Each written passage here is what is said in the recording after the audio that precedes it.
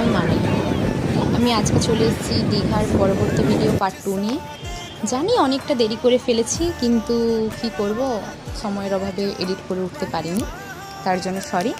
তো আমরা সবাই মিলে যে গেছিলাম সেখানে তো অনেকটা লাইন দিতে হয়েছিল। তার আগে আমরা জুতোর কাউন্টার ছিল ওখানে বাইরে, সেখানেই একটা ব্যাগের মধ্যে জুতোগুলো রেখে সকলে গেছি।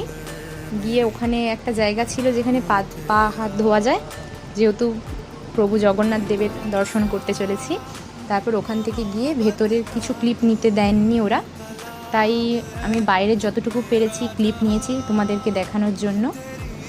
এবং তোমরা যদি কখনো দীঘা যাও, আমি বলবো সমুদ্র বিচের পাশাপাশি প্রভু জগন্নাথ দেবের দর্শনটা একদম অত্যন্ত জরুরি। তো ওনার দর্শন করবে। আমরা সেখানে গিয়েছিলাম, তো বাইরে কিছু ছোট ছোট মূর্তি ছিল, তার মধ্যে কৃষ্ণ, কালী, এরকম নানান ঠাকুর ছিল। এরপর সেখানে ভেতরের দিকে ছিল প্রভু জগন্নাথ দেব, বলরাম ও সুভদ্রা। তাদের দর্শন করে আমাদের মন তো একদম শান্ত হয়ে গেছে। যেহেতু ওয়েদারটা সেই দিন খুব একটা ভালোও বলবো না, খুব একটা খারাপও বলবো না, কারণ ওখানে মাঝে মধ্যেই ঝিরিঝিরি বৃষ্টি হচ্ছিল।